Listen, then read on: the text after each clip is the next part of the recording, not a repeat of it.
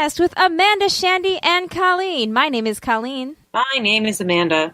And I'm Shandy. And welcome to the show, everybody. It's episode 99, bitches! Woo! Yay! It's our... I got 99 problems and a podcast ain't one. Yeah. Finish that. Say that joke with confidence. Yeah. Do it again. Once more with feeling. I got 99 problems but a podcast ain't one. Okay. And let's move on. We'll work on it. Hello, Lebron. Nice. If you're having mic problems, I feel bad for you, son. Oh. See? There you go. That's why you should be the one to do that. I got 99 problems, and a podcast is not one of them. The English language just might be one of them. Oh, now, I bet you if you did it in French, it would have just flown. I don't know.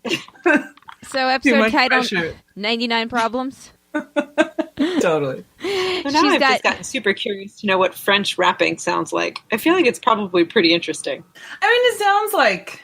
French people rapping? Similar. Yeah, like... Yeah, but there's such a different cadence. Definitely, but the overall sort of like... Merci beaucoup! Auditory...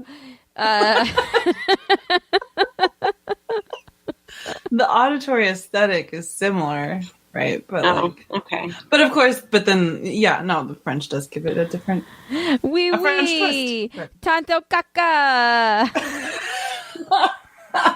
I had a friend in high school that used to listen to German hip hop, Uh-huh. and that just blew my 16-year-old mind just wide open. I'm like, it sounds so weird. Considerably less lovey sounding than French hip hop. Yeah, it probably sounds much more clumsy than I would imagine. French hip hop probably sounds very smooth. I have to say, out of all the things I thought that we'd start off talking about tonight, French hip hop wasn't one of them. just hip hop, multi-language, multicultural hip hop was not one of them.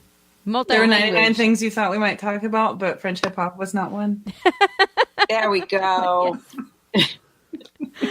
Oh my goodness. Okay. We're multicultural here. We're diverse. We have lots of different interests. We do. True. Mm-hmm. My interest still remains with saying, do you have to poop in French? It's a good one. It's a good one. It's a good one. Good one. Good times. Anyway, so this is our last episode in double digits. That's exciting. That is exciting. We're going to have a live show on next week, Tuesday the 4th at 9 p.m. 9-ish p.m. Yes. Spoiler alert, most of us roll in at 9:10. So that was just this once. And you know why I was late this time? Was because I was doing yoga and meditation. Yeah, so I feel like that is awesome. Do that, and then I decided to eat leftovers and watch an episode of The Handmaid's Tale. Oh, nice. What episode are you on? I just finished episode 3. Okay. I just finished episode 4 the other day, and then I was going to try to power through because, of course, last time I was like, oh, yeah, by next time I'll totally be done. Yeah. But I realized I was just assuming that it was a 10-episode season, it's not, it's like 13. last time. Yeah, and it's when I saw that it was 13 or something like that. Is that many? I was like, oh, God. Yeah. No, I knew I was never going to get through the whole thing, but I was like, I can't show up empty-handed. I have to have at least started it. Yes. So, yes. Well, that was the motivator. I talked to Maggie, and she said that her phone call is actually not spoiler alert. I got 99 problems, and speaking of them is one. So we actually can play her voicemail later. Oh, sweet. Ah, wonderful. So it was a good day when we hear from our girl Maggie. I know, and it's fitting because it's been a while, and episode 99 is a special thing, and we get a special gal. Apparently I turned into a 99-year-old woman named Edith or something. Pearl.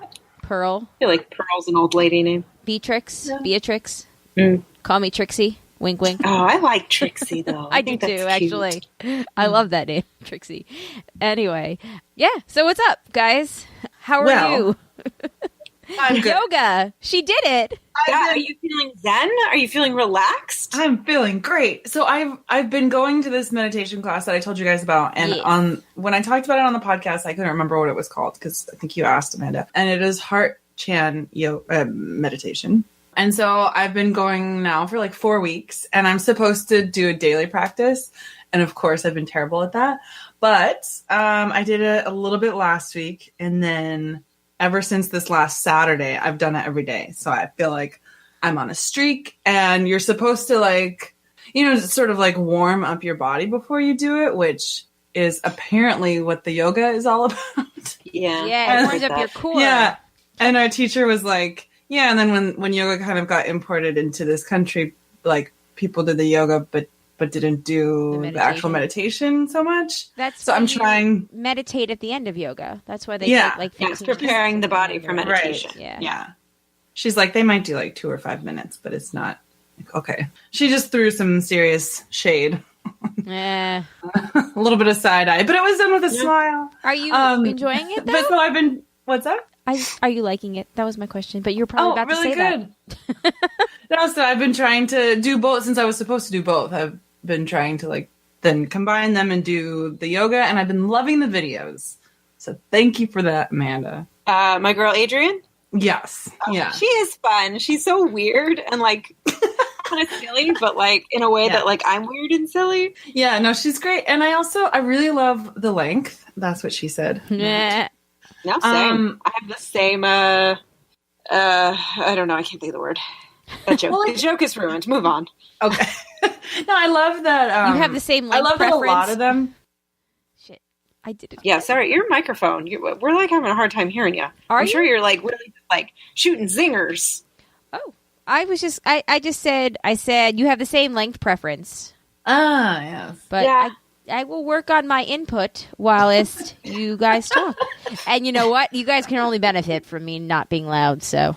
No, so I do like that a lot of them are like 20 to 30 minutes. But I also like that there's the option, like I was looking through and some of them are more like 40. So like on the day that you want to do a longer one, she has that option. But like I really had very limited time before we were recording. So I just found one that was on the shorter side of life. And it was great. So that's been really good. Also, very excited about this. I told you guys last week about trivia. Mm-hmm. And the thing was, I was so jazzed about it when we recorded. But then after that, the entire week, I was so tired. And, just I'm kind of like an old lady. And I don't usually go to bed that late during the week. And it like kind of threw me off for the entire week. So then by the end of the week, I was like, well, I just can't go again. Like it was fun, but like I just can't go again. So I wasn't going to go again. And then I saw the trivia people. I like had dinner with them. I was like, okay, well, I'll just have dinner and then I'll go home. But then we had dinner and it was fun. And I got roped into going again. I was like, okay, but I'll leave early and we won't win this time. And so it'll be over quicker. Well, we did not win this time, but we did tie for second place. Like, what the fuck? Crazy. Nice. There's not that many teams, so maybe it's that. But anyway, then our team had to do a tiebreaker question to see who would get second, who would get third. And you will never guess what the question was. Yeah. Oh my God, I hope it was something that was like right in your wheelhouse. And you're like, I know it. I'm the best at trivia. It was so ridiculously like for me that it was just insane. So the question was, and this is also for Colleen. Sorry, Amanda. You can guess if you want. Oh my God. Is it a Survivor question? Yes. What's the question? I'm like, what could it be that I'm... So the question was, how many individuals have played in Survivor? And so at first I was like panicked because I haven't seen the last season and like I didn't even watch the half of the season before that. So I like honestly couldn't remember how many seasons there were. But it was funny because the woman who I was hanging out with who knew like 90% of the other answers, she was like, yeah, I know. I mean, I know they've done through like season 15. And I was like, no, girl. We're in the 30s. Like it's like on season like 36, 37, somewhere in there. 16 to 20 players every time. There are some repeats, so I'm not sure how to calculate for that. Like I don't have Paul Osleson level knowledge of Survivor by any means. But anyway, we did the math and we guessed like in the 500s. Because my marker was like, I know that they've passed 400. So like it's, it's something more than that. Oh, sorry. I was going to actually have you guess, Colleen. Like that? What? No, well, you just gave her a solid hint. Oh, sorry. I was going to have you guess, and then I told you our whole thought process. No, while you were doing that, I was already on my phone. Is it in that nice. 540 range? Yes, it's exactly in that range. I can't remember what the actual answer was, but we were very, very close, and the other team guessed 200. Oh. Wow, how lame. No, that's what I would have done is I would have guessed, okay, there's been like 10 returning player seasons or let's do 30 times because some of them are half new ones, half not. So I did 30 times 18, factoring in for at least 6 just total like returning ones, and that's how I got 540. Nice. Very nice. Yeah. I got 99 problems, but math ain't one. Yeah. It was just, I just couldn't believe it. And then of course, like, these are like new friends that don't really know me that well. So I was like, you guys, you don't understand. Like, I used to be on a Survivor podcast. This is like... And then you were like, oh, please be too drunk to realize that I just said that. No. I mean, I listened to one. Oh, no. I know. I think I then went on to talk about Paul's, like... I'm a patron for one of them. Thing. Like, yeah. I've participated in fan-made Survivor things. Like, I'm a Survivor nerd. You should have been like, yo, I'm a Survivor winner, okay? Well, I didn't want to spoil them, right? That's more for, like, trivia night 10. It was crazy though. So after that, I was like, "Well, fuck, I really can't go next week." But oh my god, I actually will be out of town, so I can't go next week. Gotcha. So, well, that's awesome. Okay. Yes. See, trivia is not so bad. It's actually really super fun. Turns out, good time. it still makes me nervous, but in a team setting, I knew some of the answers again, and they weren't even TV related. See. That's awesome. I'm so proud of you. In the slightest. Like, I'm not even a little surprised. That just feels like duh, of course. Well, it's not a lot, but it's some. Yeah. Paul Ryan was one of the answers. So Oh. Nice. I provided that one. Was it Who Looks Like Eddie Munster? No? I'm going to say yes. Yes, that was the question. Full disclosure, right now I'm typing in my payment info for Double Dare Live, which is coming to Fayetteville on October 30th. And we're going with Elena and her husband and her daughter. Nice. They're actually at trivia night right now, so I was like, I'll get the tickets, just PayPal me tomorrow. Oh, that's Good really times. fun. I know. Anyway, Awesome. speaking of. But yeah, cool. Nice. That's my stuff. That's all I got. Cool.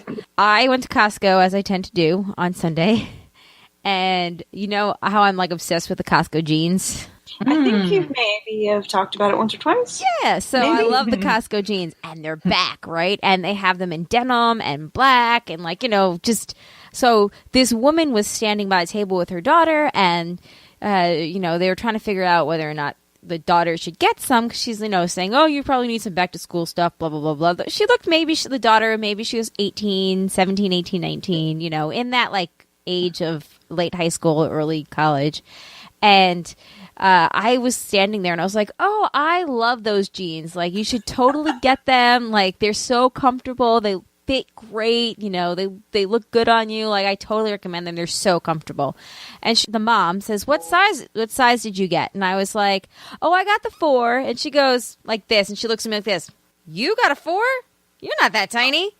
And I was like... Whoa! And I was like, okay, well, they're cut really big, and they're still really comfortable, though. Well, have a great day.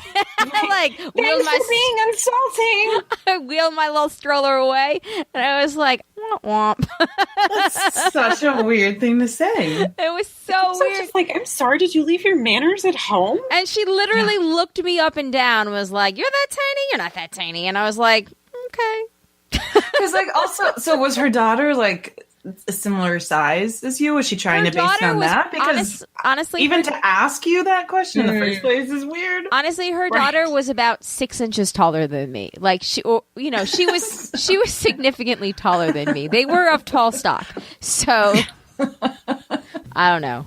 But I was so like embarrassed That's that I was weird. like, okay. And I literally like backed the stroller up and was like, well, have a good day. Might be nice. So I wonder, like, if she went home feeling like, oh my God, what a turd thing to say. Why did that come out of my mouth? Or she probably forgot all about it. See, though, if that were me, I feel like, I probably would have like slip out the mouth. Here you go, Matt. Start it off. And then like feel really awful about it after the fact. I would probably stew about it and like stay awake in bed just thinking about how I probably was so mean to this really nice stranger that was just trying to help my daughter and I buy jeans. And like, why did I have to be such a bitch to her? But like, and I'm the worst person on the planet, and it would just downward spiral from there. It was the look up and down, like, oh man. Anyway, yeah, that was one of the things that happened to me this weekend. I will defer to Amanda and then tell my other story of the really fun thing that I did on Sunday. That wasn't Costco, in which I did. So feel let good me about be myself. your opening act. We're co-headlining. Okay, we're co-headlining. But so we're taking turns. Yeah, but I'm doing the encore. You do a tight 10. I'll do a tight 10. Okay, cool. Okay. Yeah, so this weekend was actually really fun. So a group of Marist college friends, we do this thing every year called the Red Fox Reunion Tour. Oh yeah, where that's already? Yeah.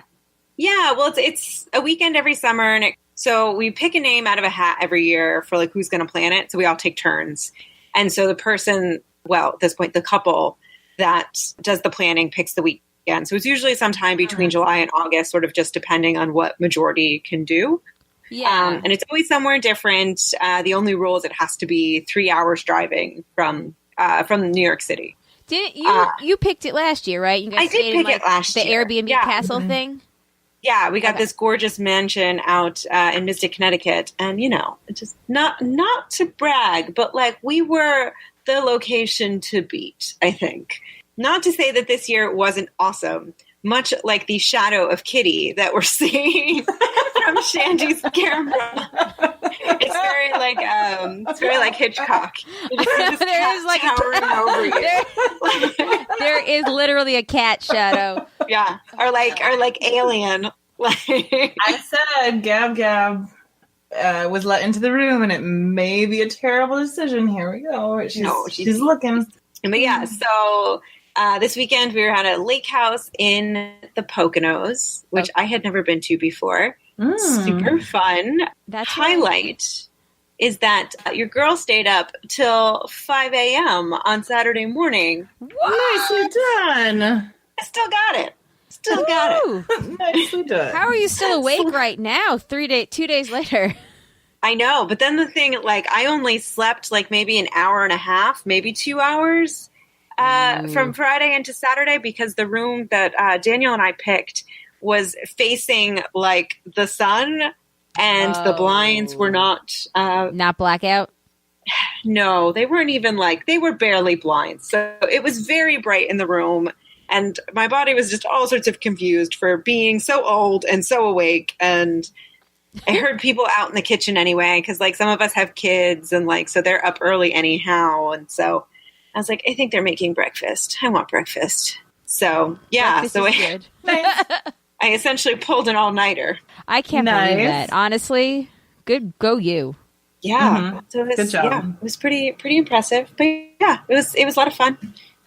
We just hung out, drank, played games. We went out to dinner on Saturday night to this roadhouse, which probably should have been our first clue that what was going to transpire. But we got there, we'd made reservations, and we roll up like all 16 of us, and we see two tables next to each other, two tables of 8, and we're like, okay, those are clearly our tables. Like there's no real really to stand, and we're clearly super in the way. So we're like, we'll just sit we'll go and sit at the table so we're out of the way. The waitress comes over like all in a panic, and she's like, she's like, I can't put your order in for a while. We're short in the kitchen, and I'll come by in a bit to get drinks, and I don't know. Oh my God. And like, I think there must have been like one person with a single arm back in the kitchen, like cooking the food. Oh, he had 99 problems, or she. Well, because it's like we waited probably a solid hour before we even ordered because the kitchen was so like backed up that they couldn't put the order in. Oh, and then when she did, it looked like they were literally doing a table's worth of food at a time. So like the table ahead of us, like a table of four, like their food came out. And then like 20 minutes later, like the table I'm at, our food comes out. Wow. And then 20 minutes later, the other table of our group, their food comes out. I hope nobody ordered the lobster. Right. It was like a whole thing, but it was an experience. We all got fed to varying degrees. We got there at 7:30 and we left at 10. Oh my God! Normal dinner. It was like European style. Right, but that's not even because we were like carrying on or like ordering lots of drinks or anything. So we literally had like a liquor store worth of beer back at the house. So like no one was drinking there because we're sort of like we have so much freaking beer to drink. Oh my God! God. It was waiting for the food. It was waiting to order. It was waiting to receive. It was a whole huge thing. Oh my God. Okay. Well, sorry. But it was very nice. She was very sweet. What else did you guys do? That was kind of it. Cool. That's kind of nice thing about those weekends. It's just kind of like hanging out and like spending time. Like, there's always this thought of like making plans and like doing an activity, but it's like, really, it's just drinking beers and like catching up and like playing stupid games. Yeah, that's the most so fun. nice. Yeah, I actually on Friday I had to take a summer day. Usually I take Mondays, but Monday was our staff appreciation day, which is once a year at the very end of the summer, we see a movie. I had to take mine on Friday instead, and I ended up going to see Crazy Rich Asians by myself. It's so adorable. You liked it? I loved it. It was really fun. Like, it was just a really fun movie. So I totally recommend it if you're looking for like a fun summer movie. It really is. And then yesterday we saw The Spy That Dumped Me. The Kate McKinnon, Mila Kunis, Justin Theroux, the dude from Outlander. Right. Gillian Anderson is in it randomly. There's a lot of people in this. There's a lot of people in it. There was a whole bunch of other like famous people that randomly were there. It was also like Crazy Rich Asians was way better, but it was another like kind of fun, dumb comedy that if you want to watch a movie at night, it's probably a rental movie. But if you want like a popcorn movie to watch at night, like on a Friday or a Saturday night, then definitely rent it. It's totally worth like the $2.99 or $3.99, whatever it is. Nice, because it was fun. It was predictable. I won't lie. Like you probably could have guessed the ending, but it was really funny. Just the journey along the way. Yeah. So, yeah, good times. I've definitely heard good things about that. Yeah. I also saw that in the I think it was in the patron group. People were talking about To All the Boys I've Loved Before. Yes, I need to watch that movie because you guys. Is it a movie or is it a series? It's a movie and it's on Netflix. And I randomly watched it the other day because same thing. Like I just wanted kind of like a whatever movie to pass the time, and it was really cute. Yeah, nice. My sister. Yeah. So the same day that you said something about it, and whoever it was that posted something about it in the patrons group, my sister texted us to say that she had watched it and loved it. So it's definitely on my list of things to do. Yeah, nice. Maybe I'll have to check it out. Yeah, maybe for next week if I remember. Although I feel like I've been really bad in July. I really didn't use my movie pass that much, so I feel like I really gotta like make up for it in August. As movie pass starts to run out of track, I feel like I gotta take advantage. Anyway, on Sunday, I had my friend Sarah and we went to another friend, Allie, and Allie is actually Sarah's sister-in-law. She just opened up a Plato's Closet store in one of the local malls. I don't know what that is. So Plato's Closet it's like a secondhand store, and I thought that it was really funny that I went there because we were talking about how we want to like upcycle clothing, and most of us don't really go in store shopping. And then I had this opportunity, so I thought that was kind of fun. That's awesome. I didn't realize that was like a chain or franchise or something. Like we have one here, and I thought it was just like its own. No, so you can franchise it. So she has this crazy story. So she used to work for, there are 4 in our area, and she used to work for the woman who owns 3 of them, and she helped her open 2. And I won't say anything else because it's not my story to tell. And you guys ever saw her in person, I would make her tell this story because it is fucking insane. Like, this woman is a crazy person. So anyway, she had this opportunity to buy the one that's at a mall in Durham, South Point Mall, and she, you know, it was a struggling one, so they bought it. She had a grand reopening, and now, you know, it was like they're doing so well with it. She's, you know, really put a lot into it, and it like looked really great. And I have to say, like, and this sounds weird, but like it smelt really great. Like, and I even told her, she's like, we're kind of like a Goodwill, but you know, we buy your clothes and we have like, you know, rules for what we'll take and won't take, and then, you know, the condition that we'll take them and sell them in or whatever. And I was like, don't call yourself that because you smell a lot better than a Goodwill. But anyway, she had me and Sarah go there before the store opened at noon. We met her at like 9:45, and she like pulled all these clothing that she thought that we would like, and then let us go around.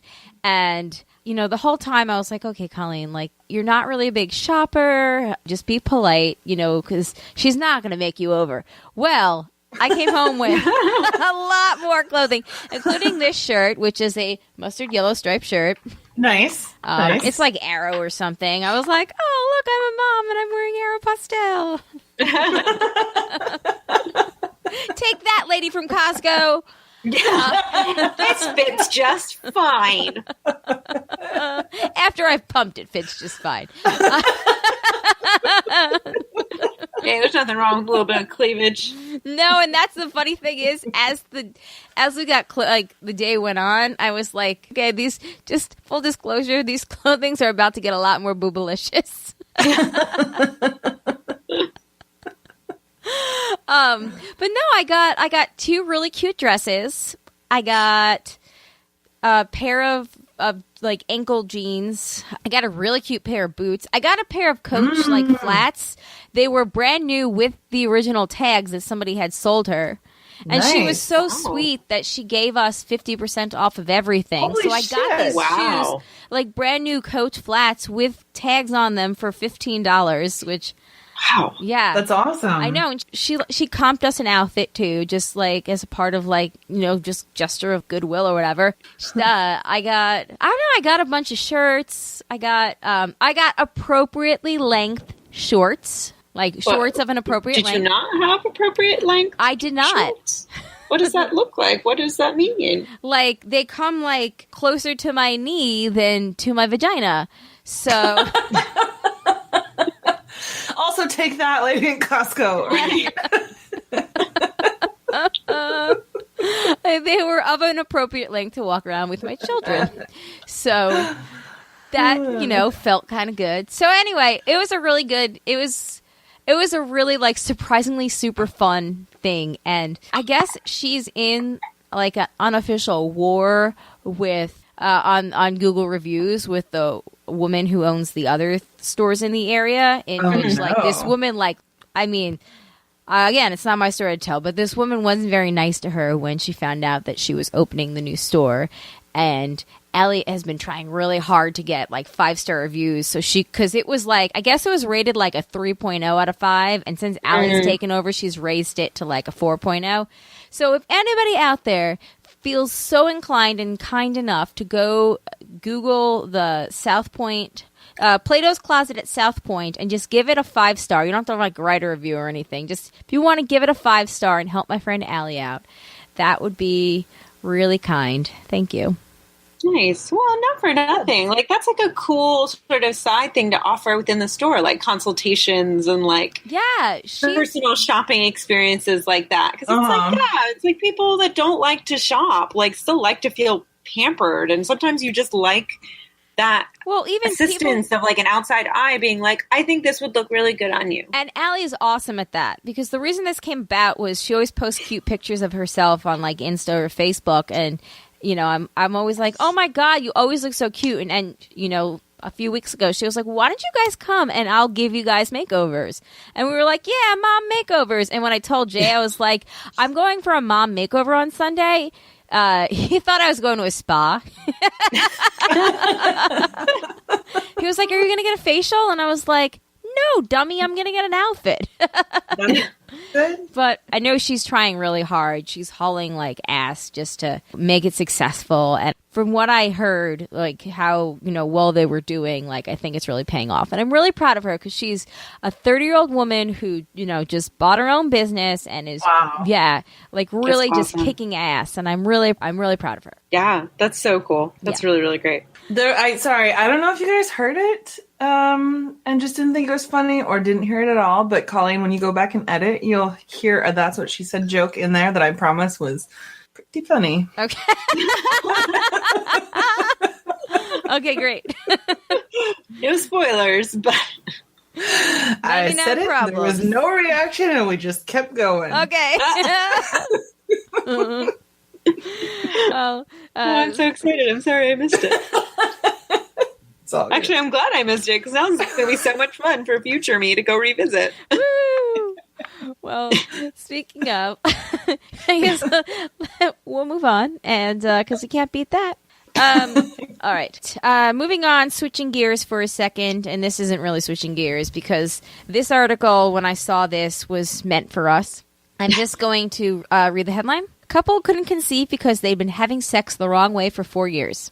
What? Oh, and it is everything. In the anus? It is everything that you think that it is, yes.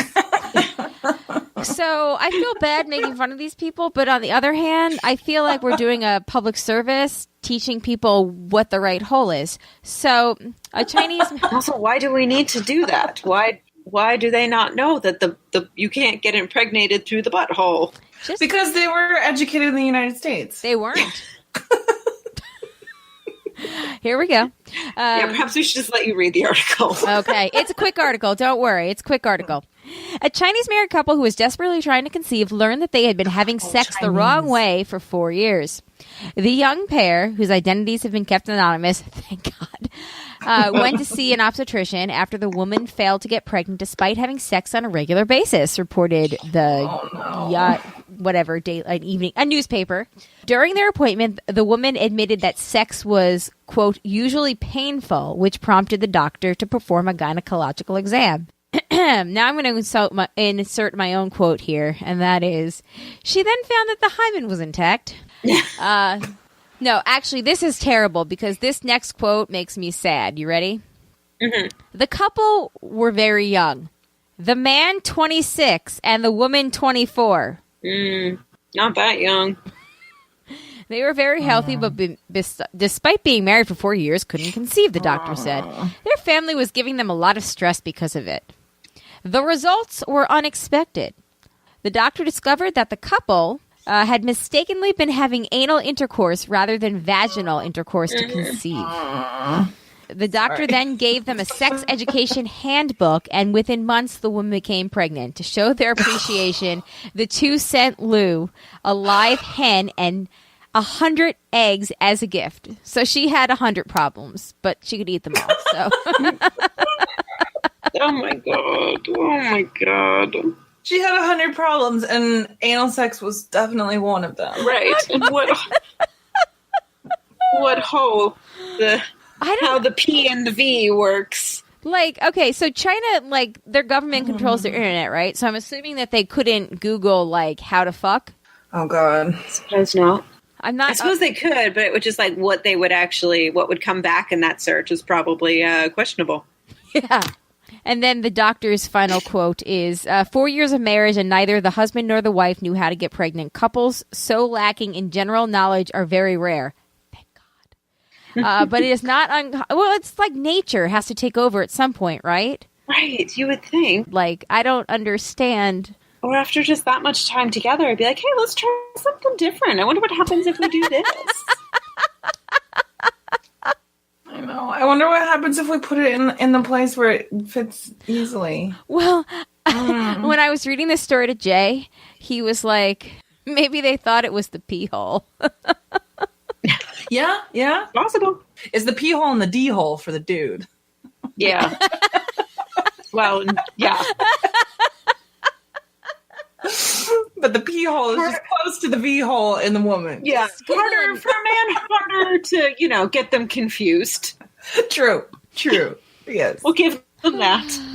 But that's so sad because, this poor woman, so you can assume that, of course her husband's getting off from having anal sex all these years. Meanwhile, she's just having painful sex and just accepting it. Yeah, right. And she's having I no guess this is just how this is. Yeah, well, if there's no sex education, Terrible. which the rest of this story actually does discuss how the government needs to, the Chinese government needs to provide better sexual education for its youth. It does then goes into the history of that, and sex education faces great challenges in China. They found 115,000 new cases of HIV, et cetera, et cetera, et cetera. So then the rest of it just goes to a history. But I got this article I found it on my Apple News. John Norton sent it to me as well. And I was like, "Oh my God, yes, I saw this crazy." And then I sent it to Mike, and it was either Mike or Jay also who responded with, "Maybe the dude just wanted anal."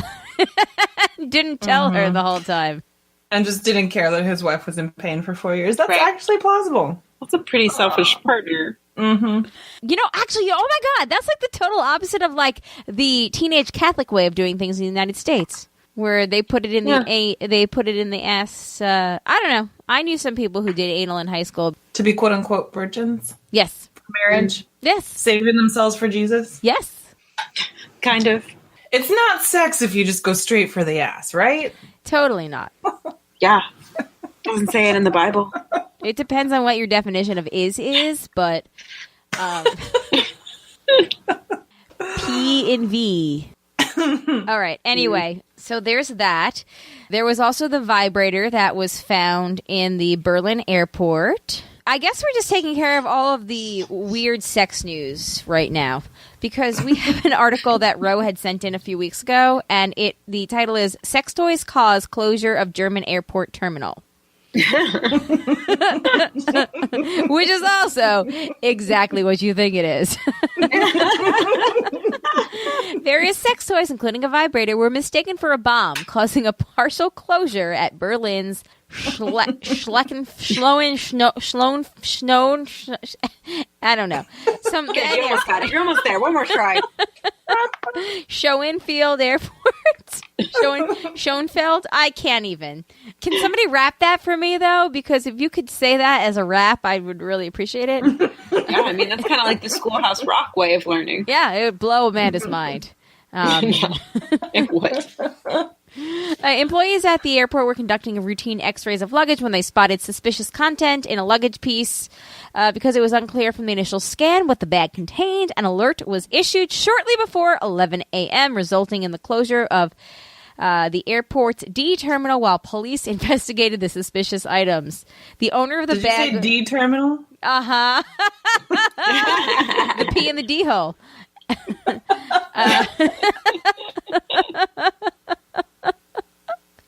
The owner of the bag was called over the speaker system and eventually talked to the police about his luggage. However, he was reluctant to properly explain the contents of the bag, possibly because of embarrassment. Dude, at this point, just fucking own it because they think you have a bomb. Right. There's a time for, modesty, and then there's a time for not getting arrested by your country's version of the TSA, saying that the luggage contained technical stuff. After an hour-long investigation involving a bomb squad, oh my God, authorities eventually determined that the items were sex toys. What the fuck kind of sex toys, though? What does this vibrator look like that they can't figure out it's a vibrator? And why didn't anybody, look at it and, no? Look for the on button? Yeah. I don't know. Good questions. Shandy, if only they had you working for them. Yeah, this is sex toy balls. We got balls. Turn around. Balls. I don't know. So the security slip affected over 7,000 passengers. Can you imagine being delayed for your flight because of a fucking vibrator? I feel like I could find peace with that. Can you imagine if they sent like the bomb sniffing dogs in? Get your nose up in there. Yeah. I'd be like, you know what? I'm good. Why doesn't he keep it? It's a new bone for you. Well, did I tell you guys that when Frank got me the microphone that I have right now, the Yeti, and we were on vacation on the East Coast for Christmas that year, and when we came back, I almost missed my flight because of many reasons that made us be super behind, but I got tapped to have my luggage looked through again after the scan because yes. Oh no. Yeah. And I'm just saying, like, Yeti microphone, vibrator, similar shape. But they recognized it was a microphone. They had to take it out, and then they were like, yeah, you're good to go. And that took for fucking ever. But yeah, no, That'd be a gigantic vibrator. Look, okay, different strokes for different folks. I would imagine for most, it would be quite uncomfortable. Not the woman that was doing anal all those years. Yeah, no, that's, be perfect for her. I feel really bad for that lady.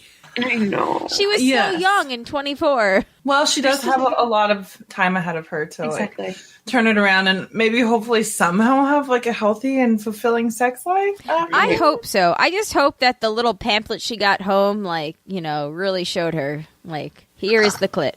More than just biology. Right, exactly. Because I think the thing is, like, if you, for 4 years of your life, you're having like painful sex, then your mind just associates pain with sex, which means that future sex like doesn't sound so appetizing. Yeah, and that probably takes a really long time to undo.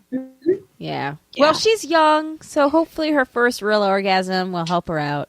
Well, I mean, and how her husband will want to help make up for lost time. Yeah, seriously. So I was going to say, how is she going to have that first orgasm when she doesn't know her own biology? And then also apparently her husband doesn't either? It's so sad. Yeah, I mean, we laugh, really it's kind of sad. It really is. Yeah.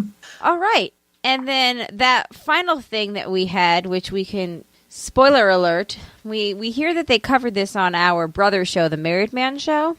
I think we should call them our sister show. Our sister show. That's right. Okay. We covered this on our sister show, The Married Man Show. But this article was actually submitted by Nick, and it's called Vagina Beer, made with essence of hot underwear models, goes on sale for the first time. I don't know. Now we're up to, like, objectifying. From the title, I'm not sure. All right. A beer made from vaginal lactate acid of hot underwear models has gone on sale in Poland. The Vagina Beer has been launched by a brewery known as the Order of Yoni from the Polish capital city of Warsaw. Yoni is the Sanskrit word for female genitals. Customers can now buy the beer and taste the essence of good-looking models at various pubs after its debut on July 28th. The brewery's website colorfully describes the sensations customers might expect from the beer, saying, imagine the woman of your dreams, the object of your desire, her charm, her sensuality, her passion. Now you can try how she tastes, feel her smell, hear her voice. Imagine giving her a passionate massage and gently whispering anything you'd like to hear. Now free your fantasies and imagine all of that can be encompassed in a bottle of beer. Yeah, that's not weird or creepy or totally fucked up at all. It's totally weird for stalkers. Uh-huh. And we only use the hot models. Yeah, only the hot ones. Obviously, the best musk comes from hot models. Clearly. A promotional video made for the beer shows a large brown bottle with a sticker being peeled back showing a photo of a model in her underwear with the name Pauline. You are drinking the essence of Pauline, showing a diagram of two people having intercourse and saying the best sex position while drinking beer. Polish people are fucking weird. Yeah. Gross, man. That's pretty terrible. So wait, do you guys want to know how it's actually made? I was going to say no, but I don't, but sure. Why not? Okay, ready? Okay. Shit. Okay. Using high-tech microbiological techniques, we isolate, examine, and prepare lactic acid from the vagina of a unique woman. So they literally take vaginal lactic acid and put it in this beer. Yeah. So the women Free. like sell this to them, or God, I hope they're making money. The website describes the process with somewhat ambiguously saying the secret of the beer lies in her vagina. It does not say. It just says there's some hygiene concerns. right? Obviously. I mean, I'm gonna call major bullshit on it, but we can pretend that they're actually buying. It literally says they take vag juice and put it into beer. Of supermodels, right? So like Just supermodels, yeah. Spoiler alert, a free version of this would be to take your tongue and go down on her. Free vaginal Just saying. It's a lot more free. It's a lot more free. It is, yeah. And ironically, less yeast. I'll be here all day. Certainly less carbs. Yeah, I bet you there's like no Weight Watchers points for. I couldn't imagine there would be. No. I mean, I think you actually burn calories. Yeah. Right. You just You gotta gotta- work so hard for it. Exactly. Thanks, Nick. I imagine we had a way better discussion than the Married Man Show did. I actually would be really interested to know what their discussion Well, was. I didn't want to copy their discussion, so I have purposely not listened to it. So, because you don't want to like be tainted, be tainted Not by the that- taint beer. All right, it's time for farting in your facey bag. What? Our first article is another beer article because our listeners know us so well. This is from Lindsay, and it says this place takes shower beer seriously. Shandy, do you want to read this one? Since this was Sure. made for you. So, this hotel with beer taps in every room is officially open. Crap. Crack open a cold one and start planning your trip. The craft beer movement has grown by leaps and bounds in the last decade. Hot on its heels are hops-loving travelers venturing around the country and around the world to see, touch, and most importantly, taste delicious new fermented experiments. One noteworthy newcomer to beer travel is Doghouse Hotel and Brewery, the world's first crowd-funded beer-themed hotel. Dreamed up by the Scottish craft brewery Brewdog, the Doghouse Hotel is the ultimate in accommodation for craft beer aficionados. It has a prime location next to Brewdog's brand new 100,000 square foot brewery in Columbus, Ohio. Room with a brew. The grand opening is Monday, August 27th. Oh, hey. And naturally, beer plays a starring role throughout the new property. Guests in one of the 32 rooms on site can wake up and gaze out at the property's state-of-the-art brewing facility before heading downstairs to enjoy beer-paired breakfast. This sounds The awesome. standout amenity has to be the in-room Brewdog taps. So anytime day or night, guests can get a fresh taste of a draft beer of their choice. Guests have the option of purchasing a growler in order to activate the tap for the duration of their stay.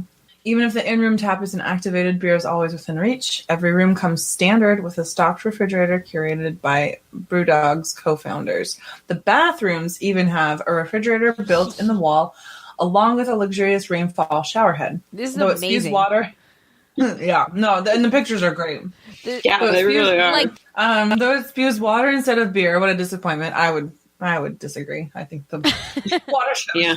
You gotta, Yeah. gotta get Come clean. on. The shower, you're in the shower for a reason, and drinking a beer is just like an enhancer. It's not the reason. Exactly. The soap is infused with beer.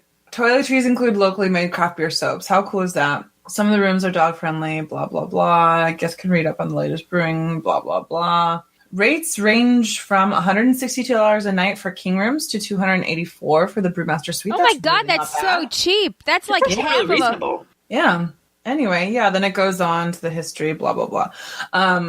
Seriously, though, that shower thing, The shower thing looks so cool. it really did look really cool. There's a refrigerator in the shower.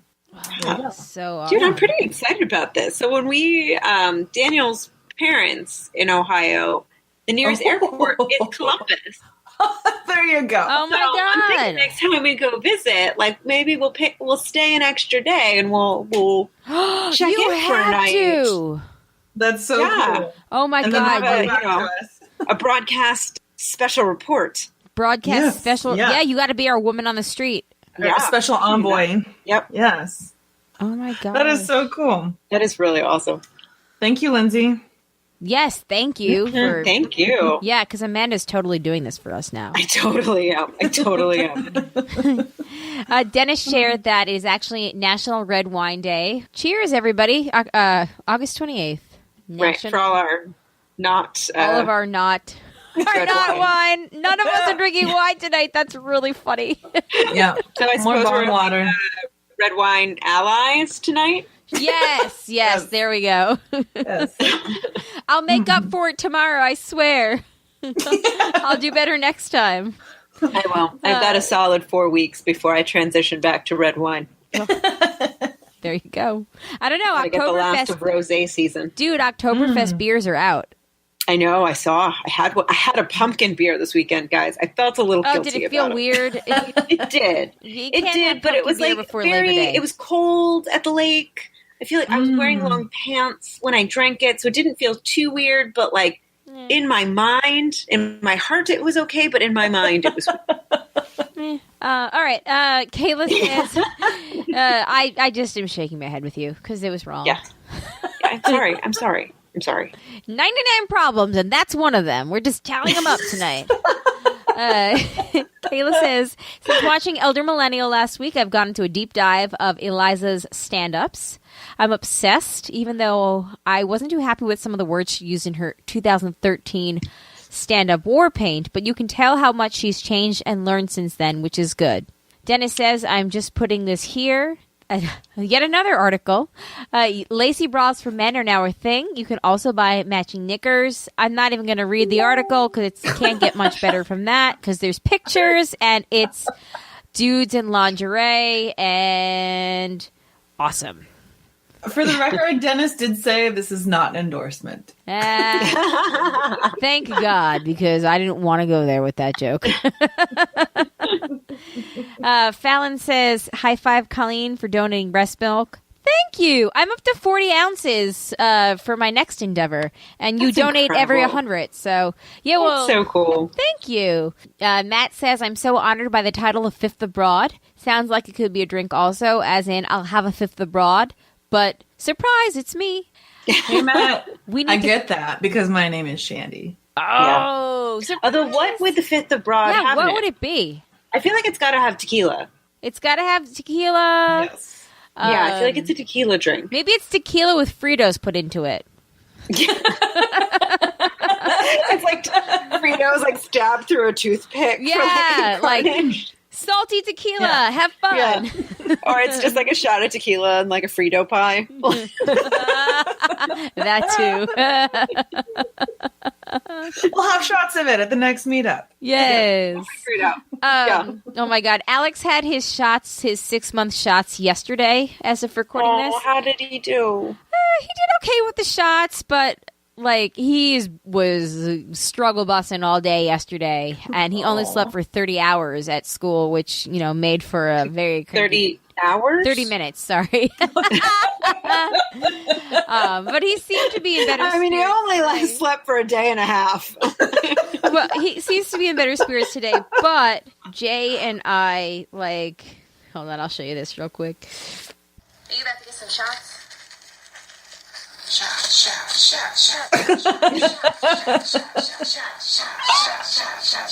Everybody!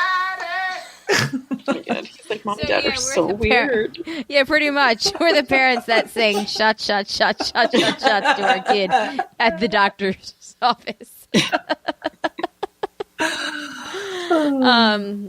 Okay, John says, so I am not a universe person, but last week you talked about daycare after I got my tuition sheet, and this week the podcast was queued up to talk about blood on my drive home from giving plasma.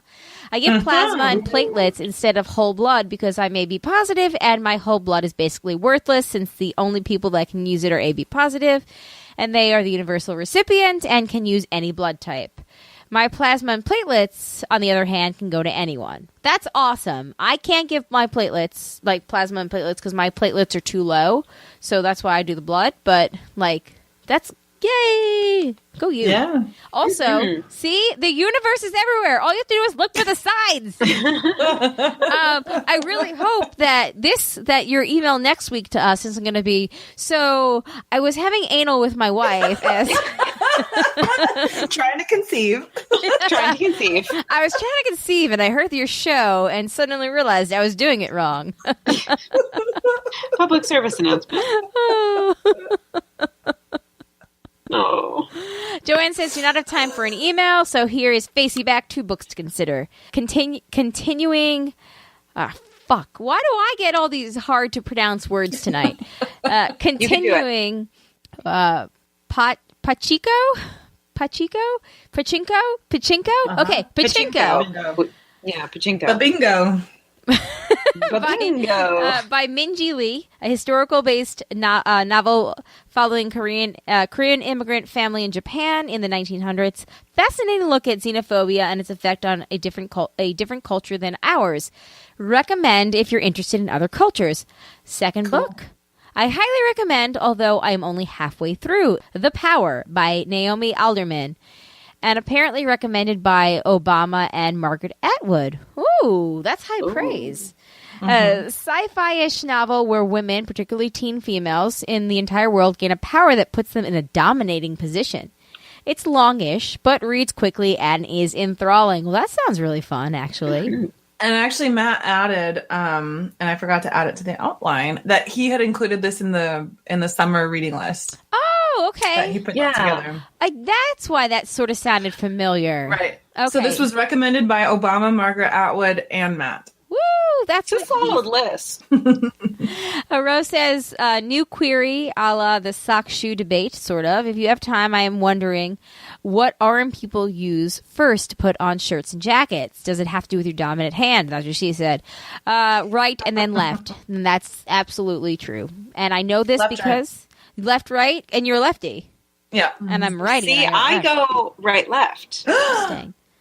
And you're a lefty. Right, because I think You're a lefty trader. My theory is, I don't know. I think there's some sort of thought that, like, my dominant hand is doing, like, the majority of the finagling, but I do go right, left, because then I think then I can use my left to, like, the whole, yeah. I have a theory on all things left-handed when it comes to this kind of stuff, because I do it left-right, and I think it's because I'm left side dominant, but you do it right-left, maybe because of whatever normal reason, or maybe because that's kind of how you were shown as a kid and that's what you're imitating. Like, I throw a basketball right-handed. Yeah. Because that's what I was shown as a kid. And then that's the muscles that I developed because that's what I was, Yeah. I think yes and no, but to throw the curveball into that, both of my parents are left-handed as well. Oh. Yeah. Oh. Yeah. So normally I think you're right, but I think I did just kind of grow up slightly ambidextrous. Wait, is your brother left-handed? Which is typical. No, my brother is right-handed, which is very interesting because out of 4 people, he's the only right-handed person. So, like, he grew up in the minority. Huh. Yeah, you should watch how he writes. It's fascinating because the way he holds a pen in his right hand, he holds it like a lefty would hold their pen. Oh, so interesting. it is this claw effect. It's very interesting. Oh my God, I didn't know this. Can you have him take a video just of himself writing? Hey, Chris, if you're listening. Hey, Chris, you're listening. Can you video post yourself? a video in the Facebook group, please. Please do. Or send it to me and I'll post it in the Facebook group. This is really important. Yeah, we really need to know how we need to see how you write. Because out of all the fucked up weird things that we've talked about tonight, this is the one that we clearly need to see. We need a visual. Yes, definitely. And I will say, I never got the claw because I would just turn the paper sideways.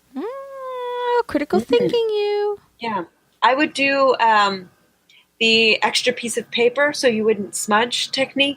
I don't know this technique. It essentially, you just kind of make a buffer for your hand and you kind of just, or you write everything, not backwards, but like I would do like for poster boards particularly, I'd write everything in pencil and then I'd go over it in marker, but I'd do it all backwards.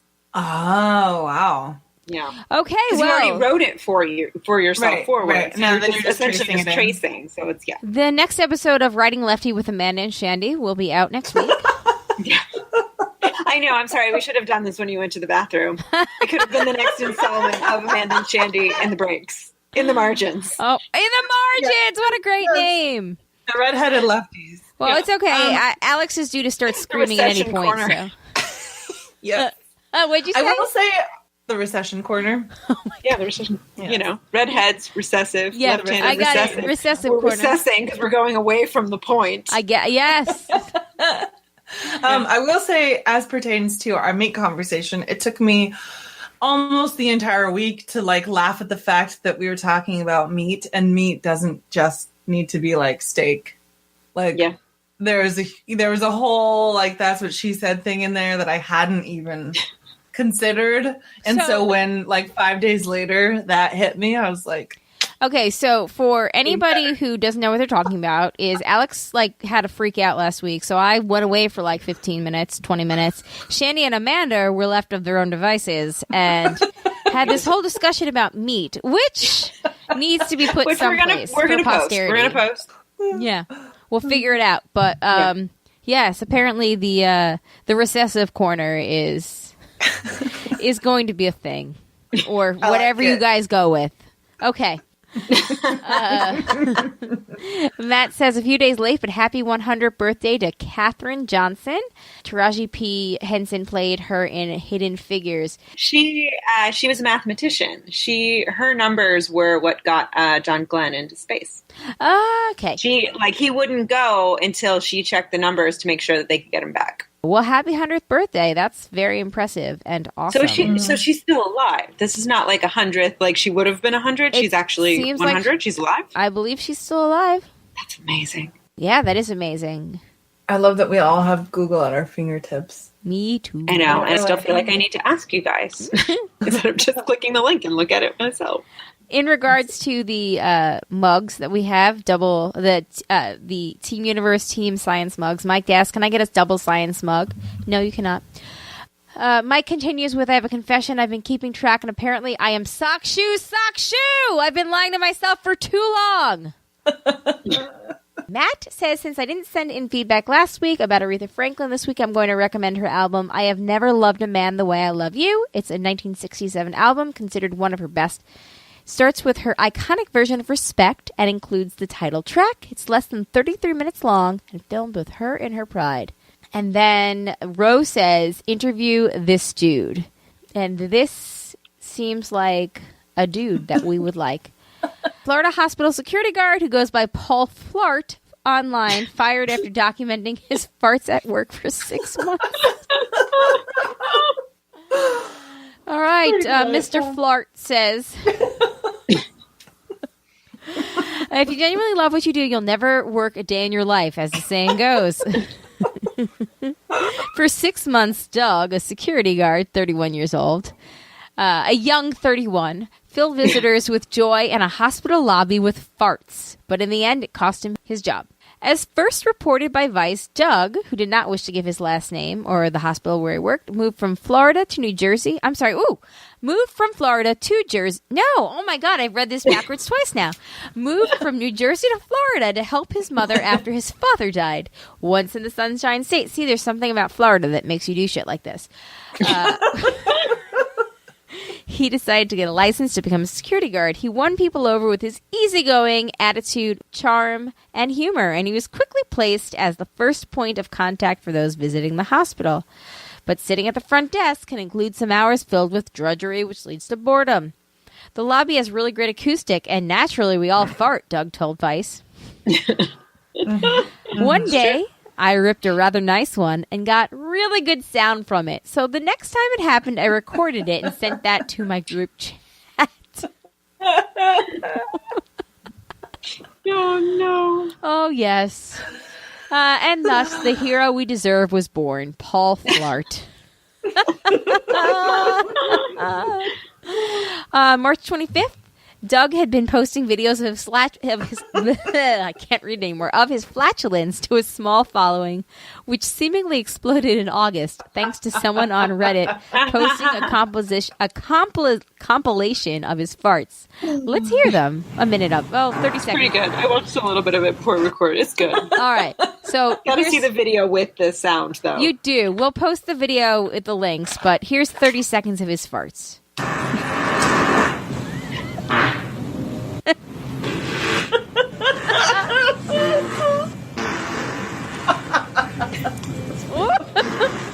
Right? That was only 10 seconds, but really that was all we needed. Yeah.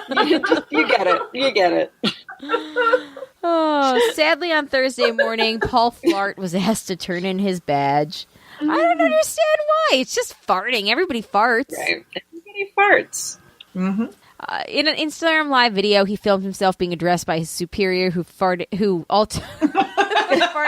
Oh my God, guys. This is the best farting in your face feedback we've ever had. I guess his superior said, if you come to our attention that you've recorded yourself in our uniform on the client's property, and Doug says he never showed any logos, but still he was fired. So that's really sad because everybody farts and it was funny. Anyway, he says he's going to keep making content. We can do Paul Flart on vacation, throw in a Hawaiian shirt and a hat of some sort, and then just fart around Florida. We're just going to keep going. Oh.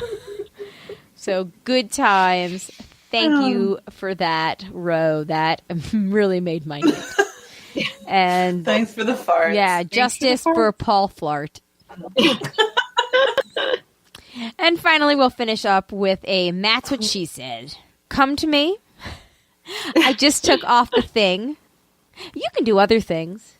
You really want me to go down this? Take that, Matt. Yeah, that's right, Matt. You take that. Mm-hmm. Oh, good. You recognize it. That one's pretty funny and unexpected. Shandy and Amanda explore the definition of meat. I think that's when I realized, actually. Yeah. All right. I'm like, oh, yeah. I'm jumping on board with you guys. Did I get everybody? I hope I did. We need to get a repeat. And I was thinking erection. All right, and now we are going to finish up with Butter She-Mouse. We have one from Joanne and one from Andy. All right. So, Shandy, Amanda, Colleen. The good news for Colleen. Improving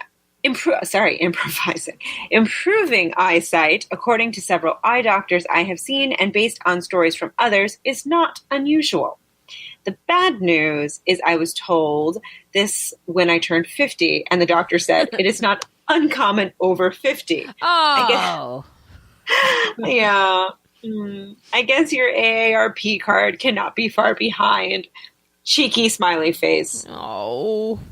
But I was also told it would only last through my 50s, and now in my 60s, they're still improving. So maybe you're just starting early and will have great vision when in fact you are old enough for that AARP card.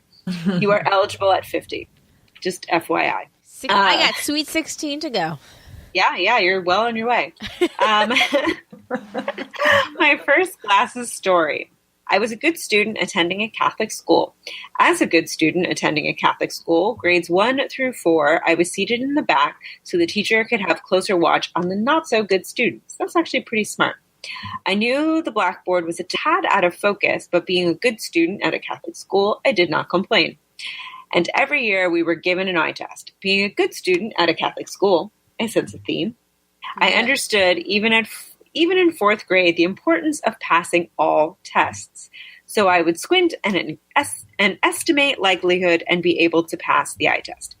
Until it finally struck me that maybe as a good student at a Catholic school, this was one test I should not try so hard to pass, and was quickly prescribed much-needed glasses.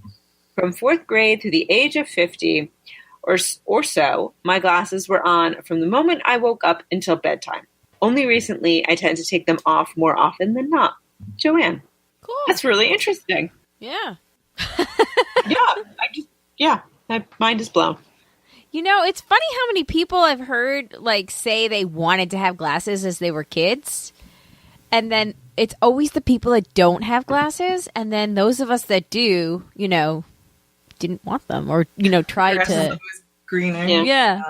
Funny enough. No, I always wanted glasses growing up, and I have them now. I'm kind of ambivalent about them. Yeah. I can say I never wanted glasses. I was happy that I had 20/20 vision. But then when that changed and I did get glasses, I found that they much improved my face. So it's kind of annoying. Like, but I'm also, my vision's not that bad. So it's not like if I take off my glasses, I'm blind. Right. Stumbling around in the dark. Right. Yeah. So I would imagine that would be more annoying. But I do love this idea of like trying to pass the test. Yeah. So hard that like you strain to like, no, I totally can relate to that. Yeah. Uh-huh. Yeah. Thank you for the making me feel old, Joanne. I'm just kidding. Very thoughtful of you. All right. We have voicemail from Janet, so let's get to it. Okay, Broads, it's Janice in Alabama. Just wanted to call and say hey. I'm going to ask a question, but I also want you to listen to my voice. You know, you talked about, when I left my last feedback, about how Nick had a Southern accent, so you were used to it. I personally don't think that Nick still has a very much of a Southern accent. Maybe he did when he lived in Tennessee, but now he lives in California. So I just want your opinion. No shade, just wondered. But I had a question. People love to talk about their cats. And I know y'all love to talk about your cat, so I'm going to ask the cat question. I have an 18-year-old cat. She has been declawed and she stays in the house. She's a house cat. I was wondering, do y'all's cats go outside at all? And how old has any cat that you ever known lived? Because I'm worried about her. She's getting older, and I was just curious about your experience with cat age. Talk to y'all later. Bye. Shandy just got triggered. So when I can't remember if I told this on the podcast, but you did. When I went to the vet and then she was like, "Oh, you're like 16 is like a normal age today." Sometimes like, 14. Like, I have heard cats live as long as 20, so your vet can sit down. Yeah, I have heard cats live as long as 20 as well, and that's kind of what we're, knock on wood, hoping with for Zoe. I was always taking 20 as like a baseline, and Fiona will live in forever. Yeah, I don't think Captain's going down that easy. I think he's going to be here. It's going to be like at the apocalypse. It's going to be like him and Cher and cockroaches. Yeah. As for indoor-outdoor, when we lived in Montana, Fiona went outdoors. She was an indoor-outdoor cat. And that resulted in her occasionally bringing us back mice, which were sometimes dead and sometimes alive. And one time bringing us back a bird. And that is the time that I killed a living being because, it was terrible. This is literally the most triggering phone call that you've ever gotten. The bird that she brought back was like mangled, and I put it back outside and was hoping for the best, and then she brought it back again, and it was very clear that this bird could not survive by itself outside, so I felt like I had to mercy kill it, which was fucking terrible. Oh, I couldn't do it, but it was not easy, but since we moved to California, both cats stay inside, and Gabby wants to go outside so bad, and I like kind of want to let her, but also like don't do it, because Jay had indoor outdoor cats in, well, I don't know if it's a Southern California thing, but one of them got taken by coyotes. Yeah, we had. I was gonna say that's like ironically, wildlife is an issue. I mean, I don't know that it wasn't an issue in Montana, but we didn't have any like cougars or anything in our outlines in our neighborhood, so that wasn't a problem. And we don't eat here either, although sometimes. But there's raccoons. Yeah. Which are a rabies vector. And I mean, they have their shots, but like, they're super aggressive. And we live by not too far from a busy street, and there's just a shit ton of cats. And also Gabby is like really prone to just like weird skin things. And also like, I think she's really susceptible to like fleas and stuff. And the climate here is really ripe for that. Mm. So what you're saying is some of your 99 problems are cat mortality, killing. Well, no, because they're going to live forever. So we're fine. Yeah. Zoe's an indoor cat. Boring answer. Yeah, as is Captain. We're not letting him outside. Sometimes I'll like leave the door of the apartment open and let him like poke his head out into the hall. And I always tell him, I'm like, go ahead, see how far you get. No, literally. He's a kept man. He would not survive in the wilderness. Yeah, no, Zoe, like, no joke, like, knock on wood, has no interest. Because sometimes Zach will leave either the sliding glass door open for the deck or the front door open or the garage door open. More often than not, he'll leave the garage door open. And she will poke out of the garage door because she doesn't see that it's outside quite yet. But the other two doors, she will not have anything to do with, which I have considered myself so lucky that I just have a very unadventurous cat. Well, and indoor is all she's ever known. It's kind of like I don't care. It's warm in here. I'm fed in here. Pretty much. Indoor is really all that Gabby's ever known, but she does escape on occasion. So, like, the desire has always been there. I feel like Gabby is spunky. She's super spunky, yeah. But I will say Fiona was much more like that when she was younger. And then now, like, even though she used to go outside, now she's, like, cool with being inside. And I think that if we let her outside, she would still maybe adventure out a little bit and not go very far. But she's more of the cat, like, if people come over, I'm constantly I have my eye on the door because you have to close it right away. Otherwise, Gabby will, like, ninja, like, just disappear. Whereas even if you have the door open, Fiona will kind of like maybe stick out her nose and be like, yeah, and then kind of think about it. Well, clearly we've proven Janice right that people love to talk about their cats. As far as accents go, now that I heard your voicemail, I am going to throw some shade on Nick's accent, which does not sound Southern. Sorry, Nick. I mean, I would still say that Nick, is definitely identifiably Southern, yes. But I get what she's saying. If I compare the two, like, it's faded a little bit. He's become California. Oh my God, that's literally the worst thing you could say to Nick is, oh my God, dude, you sound like you've assimilated to LA. Well, I mean, next thing you know, you're going to be a liberal. I was going to say, like, California, and especially like female speakers in California, usually set the trends for how people talk in the United States. So you can count yourself proud. Huh.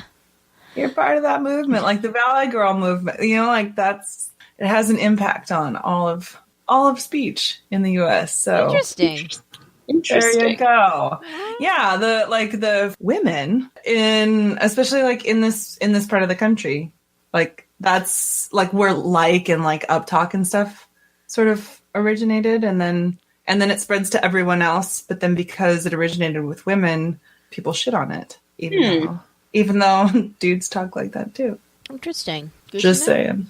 Well, speaking of cool people talking, we've got a voicemail from Maggie. Thank you for calling in, Janice. Please call again. Seriously. Yes, so we can hear that adorable voice again. Yeah, I actually like your accent a lot. So thank you. Yeah. And it's always fun to hear from people like over voicemail, especially now that I've like totally figured out this voicemail thing. So yes, and if you call in with an accent that we don't hear as often, then it's like even better. Yeah, exactly. For sure. Cool. All right, let's hear what Maggie has to say. Hey, Amanda, Shandy, and Colleen. This is Maggie calling in. So I've literally just watched 3 episodes of Handmaid's Tale, so 7, 8, and 9 of season 2. And I know somebody said, one of Shandy's friends said it was torture porn, but I just watched 3 in a row, and I really want to watch one more, maybe more, because yes, it is super hard. I mean, the first 2 were super hard to watch of the season, so, like, I wouldn't watch those back to back. I did, and then, like, was really depressed and watched Boink, and that didn't even help. So I would like, ease into it a little bit, but I'm about to be at episode 10, and I just want more for binging it. So it's still not a really easy watch. There's still some, and, but it's not, I think this is even better than the first season for me. The characters really come a crazy amount away, and it's insane. And tiny, small little spoiler. I almost feel sorry for Sarita. almost. Hmm. Almost. So if that's a spoiler, sorry. But yeah, just like that's how far, at least it brought me with that character. So yeah, I would definitely try and give it a chance. Try and, you know, maybe first 2 or 3 episodes, like one a day, and then kind of 5, 6, you know, 7, 8, 9. I just watched in a row, and I'm about to watch 10. And if we didn't have a class to be at early in the morning, I'd be finishing this shit tonight. Damn, teach those kids. Yeah. So I will have it finished very soon. So That's what she said. So yeah. So please watch it. I really want to hear what you guys have to say. And I'm sorry about the tiny spoiler. Hopefully that's not one. It's not that bad, Maggie. Calm down. Don't be mad at me. We are not. Intriguing hint, if nothing else. Later. Yeah. Bye. Bye-bye. Bye. All right. Yeah, I'm excited because I've only made it 3 episodes in, and I haven't seen Serena Joy yet. So I'm excited to see what happens. Yeah, and honestly, I wish that we had listened to this 3 weeks ago when she sent it in, because it really would have inspired me to watch it 3 weeks ago. Yeah. Well, okay, thanks, Maggie. And thank you, Maggie, for texting me like, hey, I sent you a voicemail, and I swear I don't spoil the actual season, so you can play it. So thanks, Maggie, because otherwise we really would have played that during our review of it in like 7 weeks from now and been like, oh, I guess we could have played this like 10 weeks ago. So thanks. Well, hopefully sooner than 7 weeks. Yes. I'm really liking it so far. I'm taking notes. I'm throwing down the gauntlet. Ooh, that was loud. I'm throwing down the gauntlet. Gauntlet. Okay. The gauntlet? The gauntlet. I'm throwing down the gauntlet filled with tequila to the top. I'm throwing it down and saying episode 101, maybe 102. We're going to talk about Handmaid's Tale. Because it might be its own episode. It might not be. We'll see. Mm-hmm. Maybe we can break it up. Maybe we can do like the first half of the season, you know. No. Actually, because you want to do all in one? Well, I want to do all in one. That's what she said. Because I am actually going to be in LA for the Lost Symphony. If anyone wants to meet up, oh my god! If anybody, if you want to meet up, please, like, we are all for it. You know, guys, I love a good meetup. I love a good meetup. So when is this? It's on September 15th. So I'm going to be in LA with Jay and my children, and Aunt Cindy's going to babysit them. Yay! Thank you. Maybe we do. For episode 101, we do Handmaid's Tale. Then I can just release that the night before I leave. Fun plans, though. Fun plans. No. Okay, so maybe episode 101-ish, we aim for that. Okay, cool. Cool. Good. I just went all Colleen on you guys. No, I loved it. Let's finish this up with Andy's virginity, and then we can all go home and go to sleep and dream of episode 100. And 101 and maybe 102. Okay, so Andy writes in this week in Andy's virginity. Hey, broads. Another week with nothing really to report. I am feeling better, though. My cold has subsided, but occasionally I'll have a cough that's a little stronger than the typical throat clearing. So this week, you're getting more Andy mythology inspired by a movie I've recently seen. I finally got around to see Blockers. Hey. Mm-hmm. And I'm sure you want to know what I thought as the broadcast resident virgin. No, just as our broadcast friend. Yeah. And Fiona's contemplating Fifi's in the house. Fifi in the house. All the girls are here. All the girls are here. You're such a sweet, cute kitty that's going to live forever. Oh, boy. No pressure. Okay. I found it very sweet and funny. Not a lot of gut busters, but plenty of decent laughs to keep me entertained with genuinely heartfelt moments. I'm glad this kind of movie exists that shows young women having sexual feelings, not being punished for them, and learning there's more than one way to go about expressing them. I wish I knew that when I was a younger man. During the film, I thought a lot about my experiences, both with going to prom and being a lifelong virgin. While I enjoyed the film and I would recommend it for someone looking for light fun, I don't need to tell you virginity is a sensitive subject for me. Unfortunately, I got a little sad about it, which is definitely not the reaction wanted by the makers of a film where John Cena gets a rubber tube shoved up his ass. Fair. As I mentioned before, my prom experience wasn't great. Hey, Andy, if it makes you feel any better, I don't have a prom experience. Just saying. It was basically expected that everyone would bring a date, and the idea petrified me. As inexperienced as I am now, imagine how clueless I was at 17. I only got to slow dance with a girl for the first time a year and a half earlier. I was incredibly shy, and thanks to my low self-esteem, I just assumed any girl I'd ask would say no. A few times my friends tried to set something up, but they all fell through. Ultimately, my childhood friend and neighbor agreed to go with me. It was strictly as friends, since she had a boyfriend at the time, and as I've mentioned in other emails, she would eventually come out as a lesbian. So thankfully, I didn't have to worry about sex as a potential outcome. Once we were there, my depression brought out its brass knuckles and hit me hard. Seeing the couples there and how people were connecting to each other made me feel so alone. While my neighbor was really nice to come as my date, I couldn't shake the pity date feeling. The whole experience reinforced my feelings of inferiority. I was never going to find anyone. Of course, those dramatic emotions are common at that age. I wish I could tell my younger self that he's still at the beginning of the story. Well, then when he asks when my love life improves, say something about disrupting space-time and bail. It still hurt. Not interested in putting on a mask and pretending I was okay.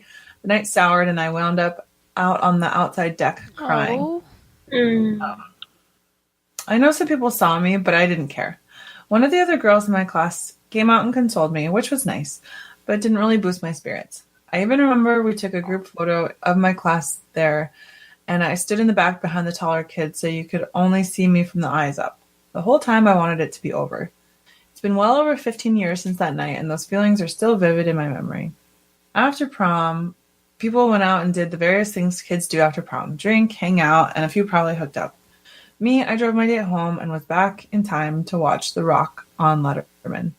I don't know if I ever really apologized for not letting her know what was going on. I was so stuck in my funk that I didn't really remember her reaction at all, to be honest.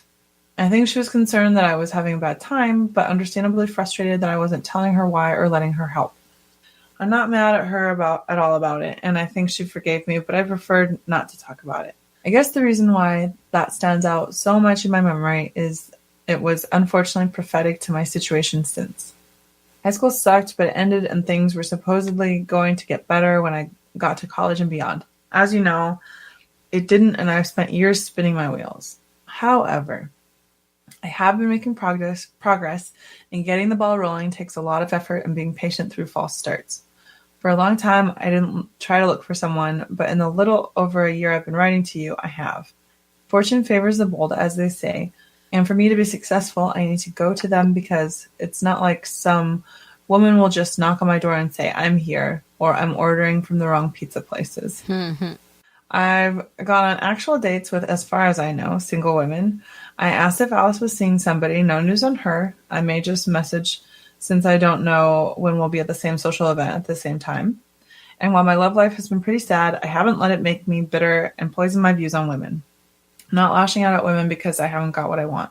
So long as I keep doing what I'm doing, keep myself open to the possibilities and not get too discouraged, or at least keep my venting to my letters here, eventually I should be able to find someone and have something finally happen. And maybe one day my older self will wish he could speak to me now when I get in my forever alone moods and tell me that, believe it or not, right now I'm only at the beginning of another story. # I'm with hers, Andy.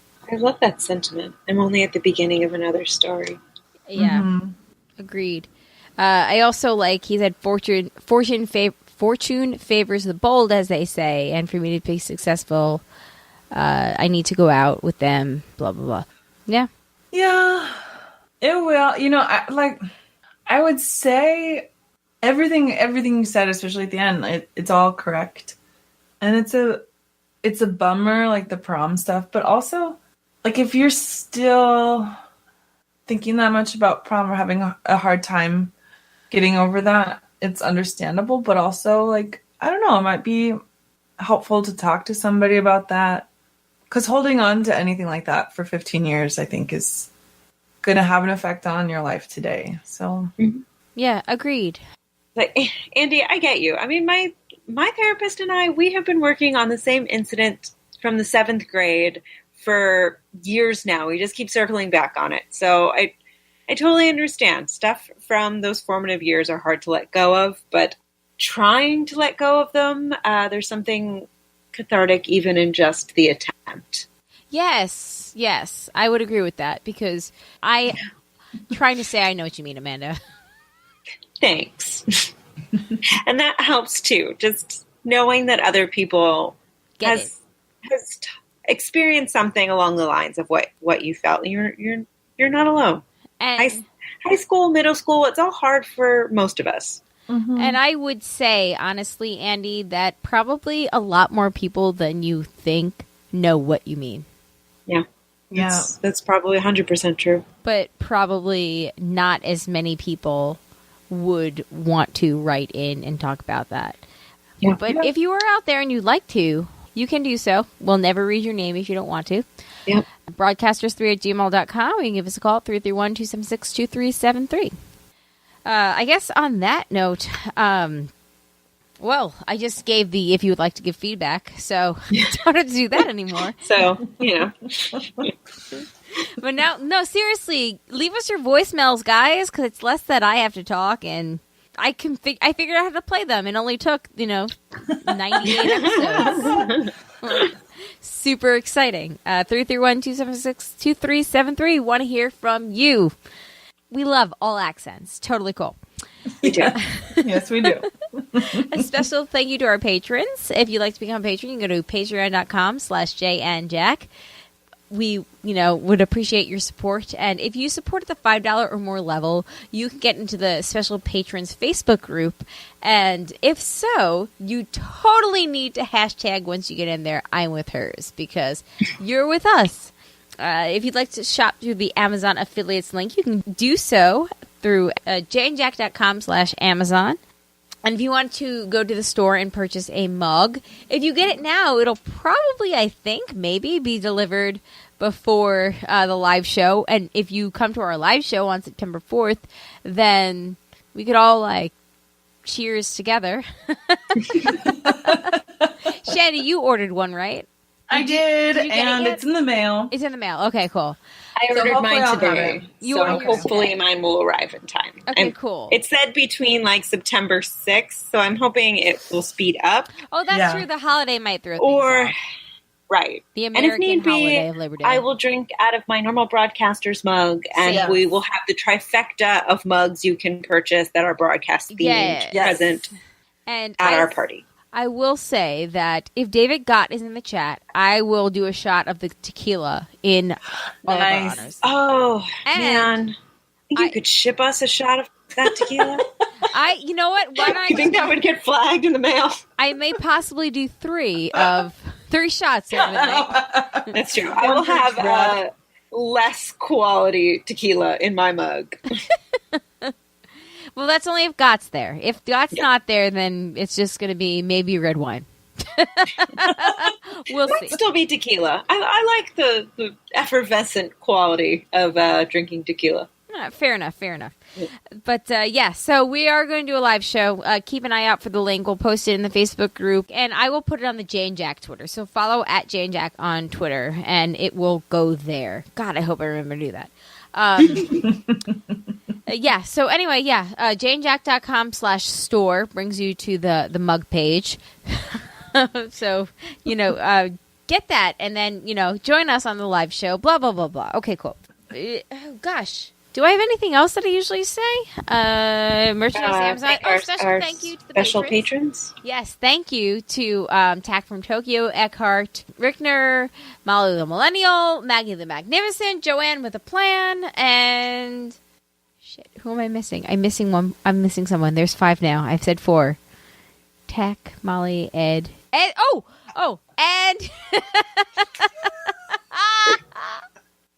and Ed, the creepy mailman and skid mark detective. Thank you so much.